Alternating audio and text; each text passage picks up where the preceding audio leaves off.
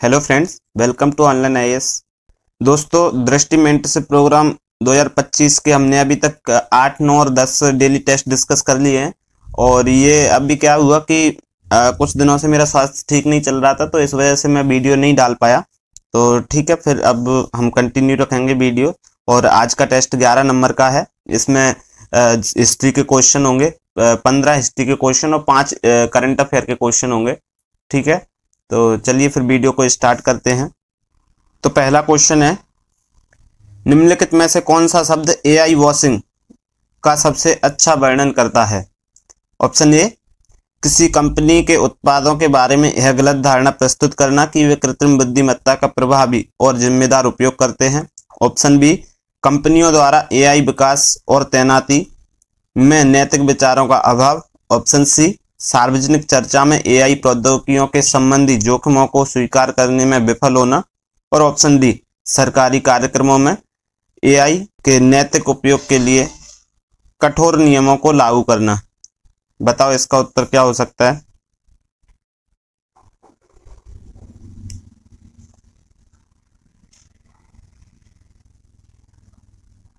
तो इसका उत्तर है ऑप्शन ए, किसी कंपनी के उत्पादों के बारे में यह गलत धारणा प्रस्तुत करना कि वे कृत्रिम बुद्धिमत्ता का प्रभावी और जिम्मेदारी उपयोग करते हैं। देखिए, ये जो शब्द है एआई वॉशिंग, ये ग्रीन वॉशिंग जो शब्द हमने पहले कभी सुना होगा और यूपीएससी पूछ भी चुका है ग्रीन वॉशिंग, तो इस शब्द से प्रेरित है।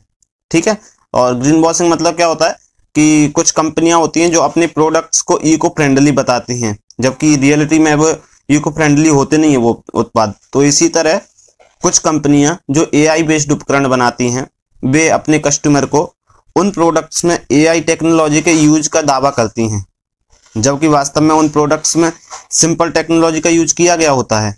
यानी कि कस्टमर्स को गुमराह करती हैं वो कंपनियां।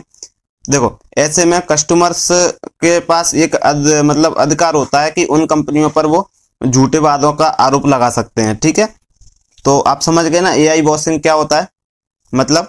मतलब कि आपने कोई उपकरण खरीदा एआई बेस्ड, ठीक है, आप स्टोर गए, आपने पूछा कि इसमें एआई का यूज हुआ है, तो उन्होंने कहा हाँ जी यूज हुआ है, और इसका वो दावा भी करते हैं अपने प्रोडक्ट्स पर। जब डिटेल्स डालेंगे तो उसमें दावा भी करेंगे, बल्कि ऐसा वास्तव में नहीं है, तो आपके साथ तो फ्रॉड हो गया। तो इसी तरह का है एक शब्द एआई वॉशिंग। ठीक है, तो चलिए फिर अगला क्वेश्चन देखते हैं। अगला क्वेश्चन है, इलेक्ट्रोइंसेफेलोग्राफी या ईईजी के संदर्भ में निम्नलिखित कथनों पर विचार कीजिए। पॉइंट 1, यह खोपड़ी पर लगाए गए इलेक्ट्रोड का उपयोग करके मस्तिष्क में विद्युत गतिविधि को मापता है। पॉइंट 2, यह मस्तिष्क संरचनाओं के विस्तृत चित्र उत्पन्न कर सकता है। पॉइंट 3, इसका उपयोग मस्तिष्क कंप्यूटर इंटरफेस विकसित करने में किया जाता है। उपयुक्त कथनों में से कौन सा या से कथन सही है? केवल 1 और 2, केवल 1 और 3, सी केवल 2 और 3, और डी 1, 2 और 3। तो लगाओ फिर इसका उत्तर।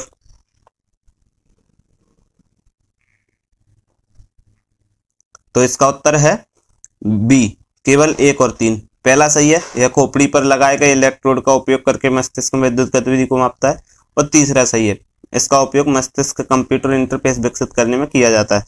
देखिए, इलेक्ट्रोइंसेफेलोग्राफी एक डायग्नोस्टिक इक्विपमेंट है, यानी नैदानिक उपकरण है, जो करता क्या है कि माइंड की विद्युत गतिविधि को मेजर करता है। ठीक है, और अगर इसको हम तोड़ें, इलेक्ट्रोइंसेफेलोग्राफी शब्द को यदि हम इसका विच्छेद करें तो इसको 3 भागों में तोड़ सकते हैं। ठीक है, ताकि आसानी से हम समझ सकें। जैसे कि इसमें पहला शब्द है इलेक्ट्रो का मतलब क्या हुआ? विद्युत। दूसरा इंसेफेलो का मतलब हुआ कि मस्तिष्क यानी कि माइंड से संबंधित। और तीसरा मतलब ग्राफी का मतलब हुआ डेटा को रिकॉर्ड करना। तो इसका तीनों का मतलब मिला के बना, अर्थात जो मस्तिष्क से संबंधित विद्युत गतिविधि के डेटा को रिकॉर्ड करता हो, तो ऐसे इक्विपमेंट्स को, ऐसे डायग्नोस्टिक इक्विपमेंट्स को इलेक्ट्रोइंसेफेलोग्राफी कहते हैं। ठीक है, तो समझ गए आप आसानी से। दूसरा मतलब इसलिए सही नहीं क्योंकि मस्तिष्क संरचनाओं को विस्तृत चित्र उत्पन्न कर सकता है।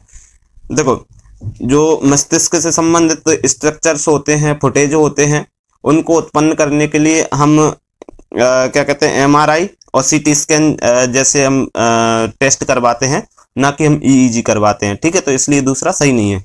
अगला क्वेश्चन है, ट्रिजेपेटाइड, ओजेम्पिक और बेगोबी निम्नलिखित दवाओं के संदर्भ में उल्लिखित हैं। ऑप्शन ए स्वप्रतिरक्षी विकारों का प्रबंधन। ऑप्शन बी मधुमेह का उपचार और वजन प्रबंधन में सहायता। ऑप्शन सी मांसपेशियों की वृद्धि और एथलेटिक प्रदर्शन को बढ़ावा। और ऑप्शन डी रक्त में कोलेस्ट्रॉल के स्तर को कम करना। क्या हो सकता है इसका उत्तर? आपके आंसर बताओ। तो इसका उत्तर है ऑप्शन बी मधुमेह का उपचार और वजन प्रबंधन में सहायता। देखिए ये जो तीनों दवाई हैं ये टाइप 2 डायबिटीज है उसमें यूज होती है, उसमें मतलब वजन को कम करने में और उसके जो डायबिटीज है उसके प्रबंधन में यूज होती हैं। हालांकि अभी ये भारत में बिकती नहीं है लेकिन यूएसए में बिकती हैं, लेकिन भारत इनको आयात करने हेतु डील वार्ता कर रहा है यूएसए से, ठीक है। तो इसलिए चर्चा में थी इंडियन एक्सप्रेस में। चलिए अगला क्वेश्चन देखते हैं। अगला क्वेश्चन भी करंट अफेयर से संबंधित है। अगला क्वेश्चन है भारतीय रिजर्व बैंक यानी आरबीआई द्वारा ways and means advance WMA सीमा में वृद्धि निम्नलिखित में से किस वित्तीय रणनीति से संबंधित हो सकती है? ऑप्शन देख लेते हैं। पहला ऑप्शन है मुद्रास्फीति को नियंत्रित करने के लिए बाजार से तरलता को सोखना। ऑप्शन बी सरकारी वित्त पोषण में अल्पकालिक तरलता असंतुलन को संबोधित करना। ऑप्शन सी बुनियादी ढांचा परियोजनाओं में दीर्घकालिक पूंजी निवेश को बढ़ावा। ऑप्शन डी रिजर्व बैंक के विदेशी मुद्रा भंडार में वृद्धि। जल्दी जल्दी लगाओ आंसर। तो इसका उत्तर है ऑप्शन बी सरकारी वित्त पोषण में अल्पकालिक तरलता असंतुलन को संबोधित करना। देखो बेज एंड मीन एडवांस जो प्रणाली है वो 1997 में शुरू हुई थी और यह एक सरकारी तरलता यानी लिक्विडिटी प्रबंधन की एक प्रणाली है, ठीक है, जो कि घरेलू वित्त पोषण प्रणाली पर का बेस्ड है, ठीक है। तो इसलिए चर्चा में रहा था। अगला क्वेश्चन देख लेते हैं। अगला क्वेश्चन है निम्नलिखित में से कौन सा शब्द रिवर्स फ्लिपिंग का सबसे अच्छा वर्णन करता है? ऑप्शन ए परिचालन दक्षता और बेहतर बुनियादी ढांचे के लिए किसी कंपनी की परिचालन इकाई को एक देश से दूसरे देश में स्थानांतरित करने की प्रक्रिया। ऑप्शन बी भारत में स्थापित स्टार्टअप द्वारा कर या विनियामक कारणों से विदेश में स्थित अपने मुख्यालय को वापस भारत में स्थानांतरित करने की प्रवृत्ति। ऑप्शन सी एक वित्तीय रणनीति जिसमें शेयरों की शॉर्ट सेलिंग और उन्हें कम कीमत पर वापस खरीदना शामिल है। और ऑप्शन डी प्रतिस्पर्धियों को बाजार में हिस्सेदारी हासिल करने से रोकने के लिए संकटग्रस्त परिसंपत्तियों को अधिग्रहित करने की प्रथा। क्या होती है रिवर्स फ्लिपिंग? पढ़ा है आपने क्या? अगर पढ़ा है तो लगाओ फिर इसका उत्तर। तो इसका उत्तर है ऑप्शन बी भारत में स्थापित स्टार्टअप्स द्वारा कर या विनियामक कारणों से विदेश में स्थित अपने मुख्यालय को वापस भारत में स्थानांतरित करने की प्रवृत्ति, ठीक है। अगर इसको हम समझे थोड़ा और गहराई में, तो जब भारतीय स्थापित स्टार्टअप्स जिनका हेडक्वार्टर यानी कि मुख्यालय शुरुआत में विदेशों में होता है और जो बाद में भारत में वापस आ जाते हैं, क्योंकि शुरू में जो कर और जो विनियामक व्यवस्थाएं थी वो उनके अनुकूल नहीं थी, लेकिन बाद में वो उनके अनुकूल हो जाती हैं, तो इसलिए वो वापस आ जाते हैं भारत में, ठीक है। और अभी ऐसा ज़्यादा होने लगा है। और ये जो स्टार्टअप्स हैं भारत के, इनका मुख्यालय सबसे ज़्यादा कहाँ? अमेरिका और सिंगापुर में होता है, क्योंकि वहाँ पर इनका कर वगैरह का सिस्टम थोड़ा लिबरल होता है ना। तो अभी भारत में ऐसा ज़्यादा क्यों होने लगा है? क्योंकि अब भारत में परिस्थितियाँ स्टार्टअप्स के अनुकूल हो रही हैं। जैसे हम देखें कुछ कंपनियों को, जैसे फोनपे है, ग्रो है, पेपरफ्राई है, इन कंपनियों ने ऑलरेडी अपना हेडक्वार्टर भारत में वापस ला चुकी हैं, ठीक है। जबकि फ्लिपकार्ट और मीशो जैसी कंपनियां अपने हेडक्वार्टर्स को भारत में लाने पर विचार कर रही हैं, ठीक है। तो आप समझ गए ना रिवर्स फ्लिपिंग क्या होती है स्टार्टअप से संबंधित। आप तो ऐसे ध्यान रखना, अगर एग्जाम में क्वेश्चन आए तो आप तो ये रखना कि भाई कोई स्टार्टअप्स है भारत का, भारतीय स्टार्टअप्स यानी कि भारत का स्टार्टअप्स होना चाहिए, ठीक है। और वो पहले कहाँ था? उनका हेडक्वार्टर विदेशों में, लेकिन अब वो भारत में वापस ला रहा है। तो ऐसा कुछ अगर टर्म आए ना रिवर्स फ्लिपिंग, तो उसको इतना याद रख लेना, आपका सही हो जाएगा उत्तर, ठीक है। तो अभी तक ये 5 क्वेश्चन हमने करंट अफेयर से समझे और अब हिस्ट्री के क्वेश्चन है आगे के 15 क्वेश्चन, ठीक है। तो आप देख लेते हैं कौन कौन से क्वेश्चन। जैसे क्वेश्चन नंबर 6 है आर्य समाज के संदर्भ में निम्नलिखित कथनों पर विचार कीजिए। पॉइंट 1 इसने वेदों की शिक्षाओं की ओर पुनः लौटने के विचार को बढ़ावा दिया। पॉइंट 2 आर्य समाज की स्थापना स्वामी श्रद्धानंद ने की थी। पॉइंट 3 इसने जाति व्यवस्था का विरोध किया और हिंदू समाज में समानता को बढ़ावा दिया। उपयुक्त में से कौन से कथन सही है? ए केवल 1 और 2, बी केवल 1 और 3, सी केवल 2 और 3, डी 1, 2 और 3। क्या हो सकता है इसका उत्तर आपके अनुसार, बताओ।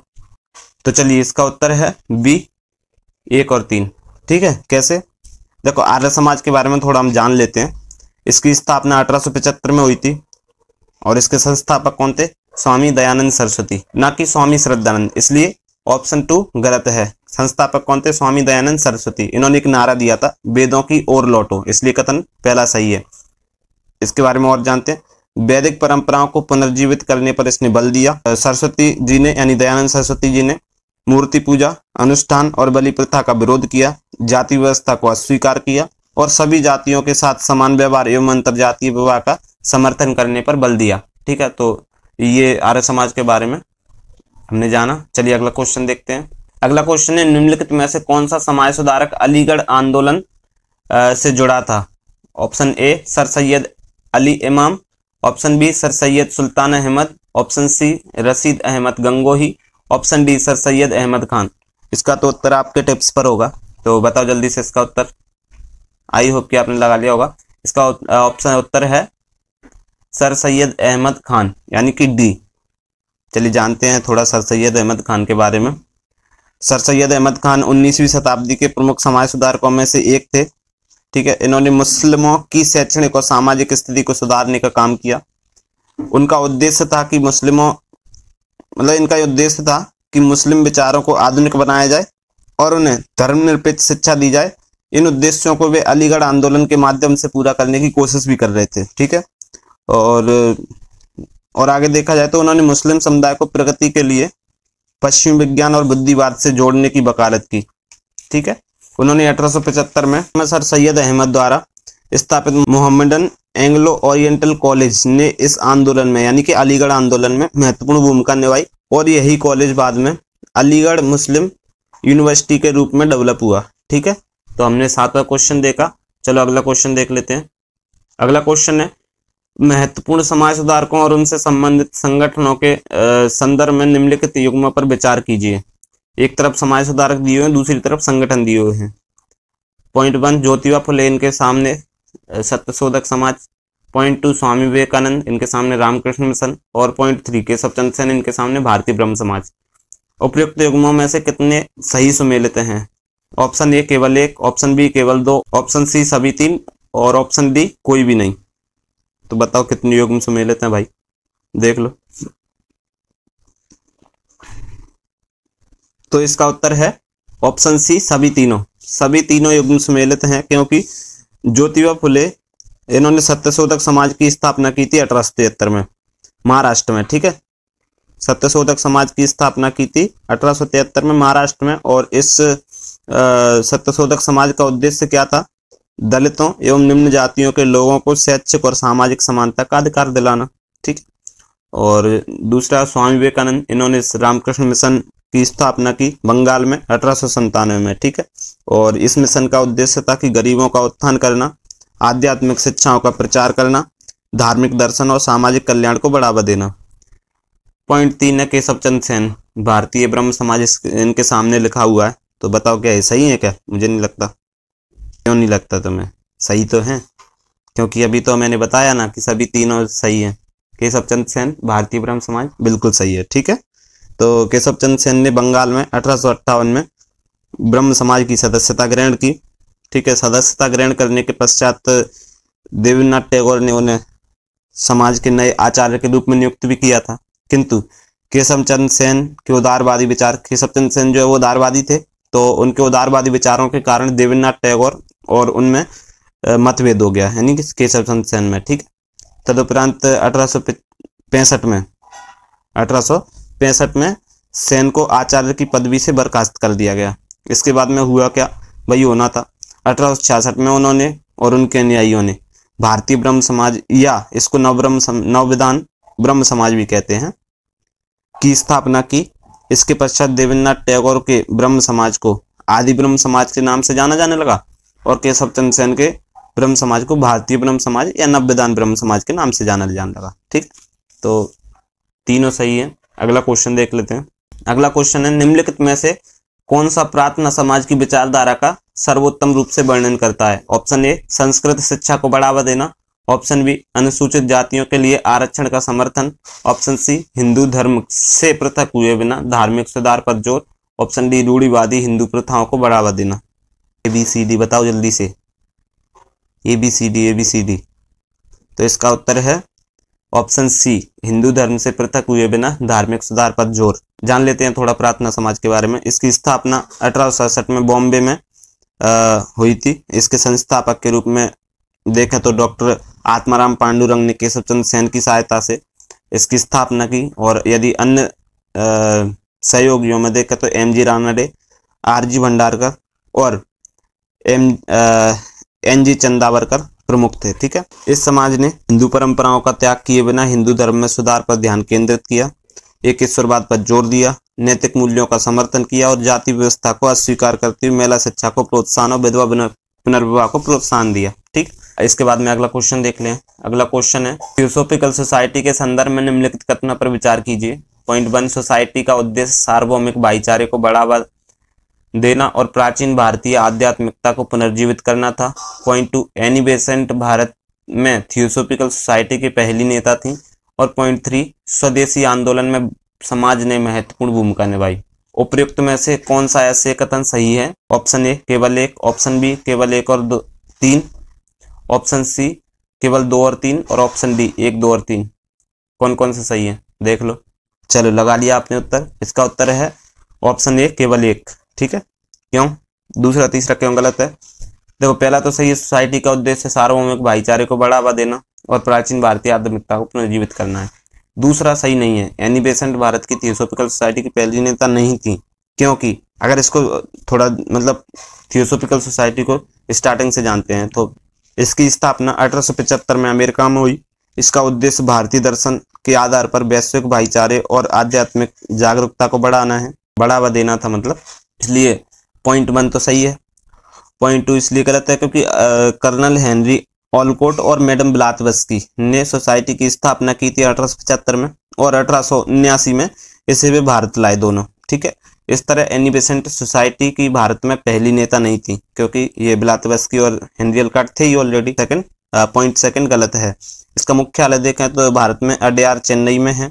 ठीक है। इसके बाद में सोसाइटी स्वदेशी आंदोलन में शामिल नहीं, सोसाइटी स्वदेशी आंदोलन में शामिल नहीं थी, इसलिए तीसरा गलत है। चलिए अगला क्वेश्चन देख लेते हैं। फिर अगला क्वेश्चन है ईश्वर चंद्र विद्यासागर के योगदान के संदर्भ में निम्नलिखित कथनों पर विचार कीजिए। पॉइंट 1 उन्होंने विधवा पुनर्विवाह का समर्थन किया और 1856 के विधवा पुनर्विवाह अधिनियम को पारित करने में महत्वपूर्ण भूमिका निभाई। पॉइंट 2 उन्होंने आधुनिक शिक्षा को बढ़ावा देने और बंगाल में कई शैक्षणिक संस्थानों की स्थापना में महत्वपूर्ण भूमिका निभाई। पॉइंट 3 उन्होंने धार्मिक सुधार को बढ़ावा देने के लिए वेद समाज की स्थापना की। उपयुक्त में से कौन सा ऐसे कथन सही है? ऑप्शन ए केवल एक, ऑप्शन बी केवल 1 और 2, ऑप्शन सी केवल 2 और 3, ऑप्शन डी 1, 2 और 3। कौन कौन से सही है? पहला, दूसरा, तीसरा, चौथा, कौन सा पांचवा छठवा बताओ। तो इसका उत्तर है बी केवल 1 और 2 सही है। ईश्वर चंद्र विद्यासागर ये समाज सुधारक, शिक्षक और विद्वान थे। बंगाल में 19वीं सदी में समाज सुधारक के रूप में इन्होंने काम किया। विधवा पुनर्विवाह का समर्थन करते हुए 1856 में जो विधवा पुनर्विवाह अधिनियम था उसमें उसको पास कराने में इनका महत्वपूर्ण योगदान रहा। कथन दूसरा तो आपने देख लिया सही है। तीसरा इसलिए गलत है, यहाँ पर जो लिखा है उन्होंने धार्मिक सुधार को बढ़ावा देने के लिए वेद समाज की स्थापना की। वेद समाज की स्थापना ईश्वर चंद्र विद्यासागर ने नहीं की थी, इसकी स्थापना श्री धरलू नायडू ने की थी। ठीक है। इसलिए तीसरा गलत है। अगला क्वेश्चन देख लेते हैं। अगला क्वेश्चन है भारतीय समाज सुधारकों और उनके कार्यों के संबंध में निम्नलिखित युग्मों पर विचार कीजिए। एक तरफ समाज सुधारक और उनके कार्य दूसरी तरफ। ठीक है। Point 1 Dayanand Saraswati, Satyarth Prakash. Point 2 Raja Rammohan Roy, precept of Jesus. Point 3 Swami Vivekananda, Tattvabodhini Patrika. कितने युग्म सही सम्मिलित हैं? केवल 1, केवल 2, सभी 3, कोई भी नहीं। बताओ कितने युग्म है सम्मिलित? तो इसका उत्तर है बी केवल 2 युग्म सही सम्मिलित हैं, पहला और दूसरा। तीसरा सही सम्मिलित नहीं है। पहला क्यों? दयानंद सरस्वती इन्होंने सत्यार्थ प्रकाश जो पुस्तक है उसकी रचना की। इसका मतलब होता है सत्य का प्रकाश। यह पुस्तक हिंदू समाज में मूर्ति पूजा और अंधविश्वास की आलोचना करती है और वैदिक जीवन शैली का समर्थन करती है। ठीक है। दूसरा है राजा राममोहन राय, इनके सामने लिखा है प्रिसेप्ट ऑफ जीसस। हाँ, इन्होंने प्रिसेप्ट ऑफ जीसस की रचना की। ईसा मसीह की नैतिक शिक्षाओं को उजागर किया गया है इस पुस्तक में। और तीसरा स्वामी विवेकानंद, तत्वबोधिनी पत्रिका, नहीं, इन्होंने तत्वबोधिनी पत्रिका की रचना नहीं की, इसके रचनाकार देवेंद्रनाथ टैगोर हैं। स्वामी विवेकानंद की रचनाओं में राजयोग और ज्ञान योग शामिल हैं। ठीक है, तो इसलिए इसका उत्तर है केवल 2। अगला क्वेश्चन देखते हैं। अगला क्वेश्चन, राजा राम मोहन राय ने निम्नलिखित में से किस सामाजिक सुधार को बढ़ावा दिया? पॉइंट 1 सती प्रथा उन्मूलन, पॉइंट 2 महिलाओं के लिए उत्तराधिकार और संपत्ति के अधिकार की मांग, पॉइंट 3 भारत में पाश्चात्य शिक्षा का समर्थन। नीचे दिए गए कूट का उपयोग कर सही उत्तर चुनिए। ऑप्शन ए केवल 1 और 2, ऑप्शन बी केवल 1 और 3, ऑप्शन सी 1, 2 और 3 और ऑप्शन डी केवल 2 और 3। क्या है इसका उत्तर? तो इसका उत्तर है ऑप्शन सी 1, 2 और 3। राजा राम मोहन राय ने ये सभी सामाजिक सुधार कार्य किए थे, तो इनके बारे में डिस्कस करने की कोई जरूरत नहीं है। चलिए अगला क्वेश्चन देख लेते हैं। अगला क्वेश्चन है, सामाजिक सुधार आंदोलनों के संदर्भ में शुद्धि आंदोलन शब्द निम्नलिखित में से किससे संबंधित है? ऑप्शन ए ब्रह्म समाज, ऑप्शन बी प्रार्थना समाज, option C Arya Samaj, option D Ramakrishna Mission. Confuse हो रहे हो ना? लगाओ फिर भी इसका उत्तर, कंफ्यूजन दूर होगी। तो इसका उत्तर है ऑप्शन सी आर्य समाज। दयानंद सरस्वती ने जो शुद्धि आंदोलन है उसकी संकल्पना रखी और इससे एक नाम और जोड़ा था, स्वामी श्रद्धानंद, जिन्होंने 20वीं शताब्दी में इस आंदोलन को विस्तार दिया। तो ठीक है, आर्य समाज के संस्थापक स्वामी दयानंद सरस्वती ने इस आंदोलन को चलाया था। ठीक है, बाद में स्वामी श्रद्धानंद इससे जुड़े हुए थे। ठीक है, तो ये ध्यान रखना कि स्वामी श्रद्धानंद का यदि नाम आए तो इसकी संकल्पना यद्यपि उन्होंने नहीं दी, लेकिन इससे जुड़े हुए थे। ठीक है, और ये आर्य समाज से संबंधित आंदोलन है। अगला क्वेश्चन देखते हैं। अगला क्वेश्चन है, भारतीय समाज में स्वामी विवेकानंद के योगदान के संबंध में निम्नलिखित कथनों पर विचार कीजिए। पॉइंट 1, उन्होंने हिंदू धर्म के पुनरुत्थान पर जोर दिया और जाति आधारित भेदभाव का विरोध किया। पॉइंट 2, उन्होंने शिक्षा और समाज सेवा को बढ़ावा देने के लिए 1897 में रामकृष्ण मिशन की स्थापना की। उपयुक्त में से कौन सा या से कथन सही है? ऑप्शन ए केवल 1, ऑप्शन बी केवल 2, ऑप्शन सी 1 और 2 दोनों, ऑप्शन डी ना तो 1 और ना ही 2। ठीक है, तो बताओ फिर इसका उत्तर क्या हो सकता है? तो इसका उत्तर है ऑप्शन सी 1 और 2 दोनों ही सही हैं। ठीक है, कैसे? तो 1873 में नरेंद्र के नाम से स्वामी विवेकानंद जी का जन्म हुआ। कालांतर में इनको स्वामी विवेकानंद के नाम से जाना जाने लगा। ठीक है, स्वामी विवेकानंद एक हिंदू सन्यासी और दार्शनिक थे। 1902 में इनकी मृत्यु हो गई। इनका एक ध्येय वाक्य था, मानव या मानवता की सेवा ही वास्तविक अर्थ में ईश्वर की सेवा है। ठीक है, तो बाकी दोनों तो ऑप्शन सही है। 1897 में इन्होंने रामकृष्ण मिशन की स्थापना की और दूसरा पहला तो वैसे सही है ना, जाति आधारित भेदभाव को विरोध किया और हिंदू धर्म में पुनरुत्थान पर जोर दिया। तो दोनों सही है और बाकी ये अन्य जानकारी मैंने आपको बताई थी। चलिए अगला क्वेश्चन देखते हैं। अगला क्वेश्चन है, निम्नलिखित सुधारकों में से कौन महाराष्ट्र में अस्पृश्यता के विरोध में किए गए सामाजिक सुधार आंदोलन के लिए जाना जाता है? Option A Periyar E V Ramaswamy, option B Shri Narayana Guru, option C Jyotirao Phule और ऑप्शन डी ईश्वरचंद्र विद्यासागर। बड़ा सिंपल क्वेश्चन है, तो इसका उत्तर है ऑप्शन सी ज्योतिराव फुले। ज्योतिराव फुले महाराष्ट्र के समाज सुधारक थे। 1873 में इन्होंने सत्यशोधक समाज की स्थापना की। ठीक है, और इनकी पुस्तक है एक गुलामगिरी, जो सबसे प्रसिद्ध इनकी रचना है। इस पुस्तक में क्या है, इन्होंने तत्कालीन ब्राह्मणों द्वारा निम्न जाति के लोगों के उत्पीड़न की आलोचना की और इनकी तुलना अफ्रीकी अमेरिकियों के दासकरण से की है। ठीक है, और इन्होंने जो अस्पृश्यता विरोध में सामाजिक सुधार आंदोलन तो किया ही, तो इसलिए ऑप्शन सी ज्योतिराव फुले सही आंसर है। चलिए अगला क्वेश्चन देखते हैं।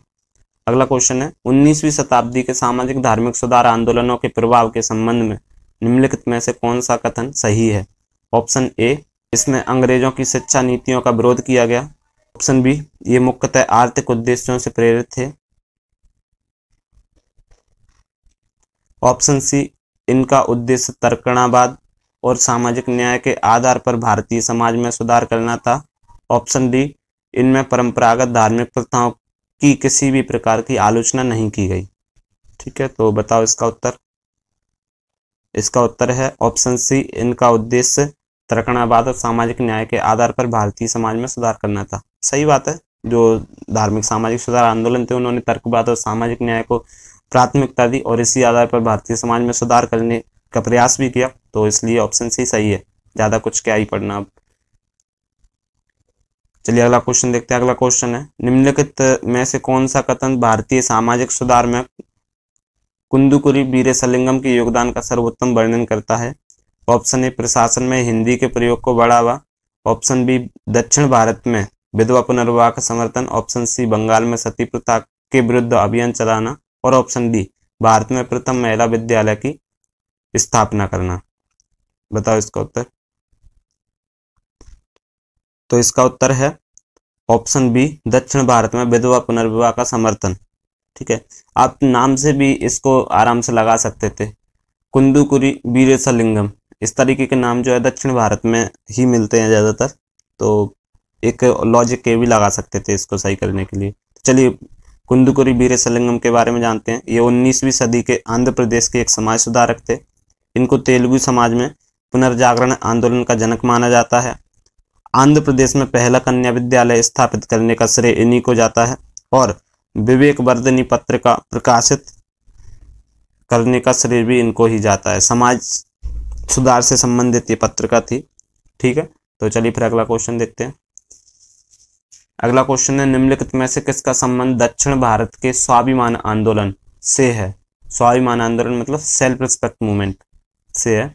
Option A, EV Ramaswamy. Option B, doctor B R Ambedkar. Option C, Jyotirao Phule. और option D, Shri Narayana Guru. I hope कि आपने इसका उत्तर बहुत जल्दी पिक कर लिया होगा और सही पिक किया होगा। तो इसका उत्तर है ऑप्शन ए, ईवी रामास्वामी। ठीक है, ईवी रामास्वामी नायकर पेरियार के नाम से प्रसिद्ध हैं। ठीक है, 1925 में इन्होंने तमिलनाडु, ध्यान रखना है केरल नहीं, केरल में पेरियार रिवर बहती है, पेरियार जिला भी है, लेकिन आप रिलेट कर लेना कि केरल नहीं है इसका उत्तर, इसका उत्तर है तमिलनाडु। तो 1925 में तमिलनाडु में आत्मसम्मान आंदोलन यानी कि सेल्फ रिस्पेक्ट मूवमेंट इन्होंने शुरू किया। तमिल भाषा में आत्मसम्मान को कहते हैं सूया मरियादई।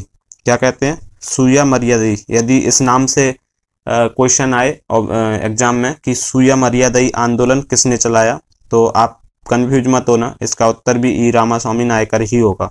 ठीक है, और इसका मतलब क्या होता है? आत्मसम्मान, सूया मरियादई। ठीक है, तो इस आंदोलन का उद्देश्य क्या था? इस आंदोलन का उद्देश्य था पिछड़ी जाति के लोगों को समाज में आत्मसम्मान दिलाना। ठीक है, चलिए अगला क्वेश्चन देखते हैं।